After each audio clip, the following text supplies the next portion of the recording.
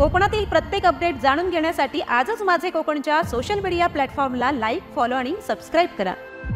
किल्ले रायगडावरती श्री शिवराज्याभिषेक सोहळा ज्येष्ठ शुद्ध त्रयोदशी या तिथीप्रमाणे दिनांक 8 व 9 जून रोजी किल्ले रायगडावरती संपन्न झाला। शिवराज्याभिषेकाचे हे 352वे वर्ष असून समितीद्वारे हा सोहळा उत्साहाने होत आहे। या सोहळ्यास श्री शिवराज्याभिषेक दिनोत्सव सेवा समिती, दुर्गराज रायगड, कोकणकडा मित्रमंडळ व रायगड जिल्हा परिषद तसेच किल्ले रायगडावरील राजदरबारात सुरू असलेले पोलीस दलाची मानवंदना करिता प्रमुख अतिथी म्हणून महाराष्ट्र राज्याचे उपमुख्यमंत्री एकनाथ शिंदे यांच्यासह राज्याचे मंत्री उदय सामंत, मंत्री भरत गोगावले, मंत्री योगेश कदम, आमदार महेंद्र थोरवे आदी मान्यवर उपस्थित होते।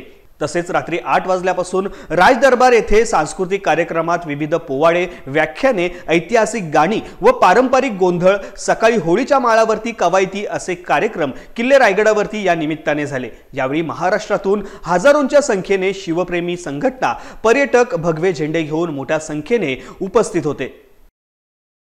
शिव छत्रपतींचं चरित्र शिकवलं जातं, कारण आभाळ एवढा आपला राजा, आभाळ एवढं त्याचं कर्तृत्व हे उलगडलं पाहिजे, चारी दिशांना 7 समुद्र पलीकडे गेलं पाहिजे।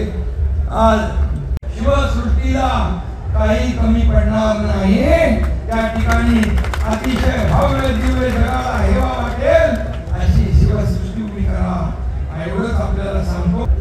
औरंगजेबाने शिवाजी महाराजांना मागच्या रांगेत उभं केलं आणि शिवाजी महाराज कडाडले, मराठी बाणा दाखवला आणि औरंगजेबला खडे बोल सुनवले।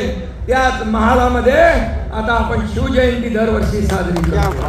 रायगडावर असतात असा एकमेव आमदार महाराष्ट्र बघतो की ज्याने अशा पद्धतीचा शिवभक्तांचा सोहळा खांद्यावर घेतला। आणि मग जर भरत शेठ यांनी अशा पद्धतीची घोषणा केली असेल अथवा कमिटमेंट त्या ठिकाणी केली असेल, आम्हाला खात्री आहे की पुढच्या काही दिवसांमध्येच आपल्याला या ठिकाणी बदल झालेला दिसेल आणि या ठिकाणी सोयी सुविधा किंवा त्यांनी ज्या शब्दामध्ये त्या मांडल्या ते पूर्ण झालेलं दिसेल। कारण गेली अनेक वर्ष आम्ही त्यांना राज्याभिषेकातला बारीक बारीक घटक ते मोठ्या गोष्टीपर्यंत सगळ्या गोष्टींची पूर्तता करताना पाहिलेला आहे। ज्येष्ठ शुद्ध त्रयोदशी म्हणजे तिथीनुसार होणाऱ्या शिवराज्याभिषेकाचा जो माहोल असतो हा देशातला सगळ्यात मोठा लोकोत्सव आहे की सगळेजण एकत्र मिळून हा सोहळा करतात आणि अतिशय आनंदाचा, जल्लोषाचा, उत्साहाचा असा हा माहोल दरवर्षीप्रमाणे याही वर्षी आनंद द्विगुणित करणार आहे।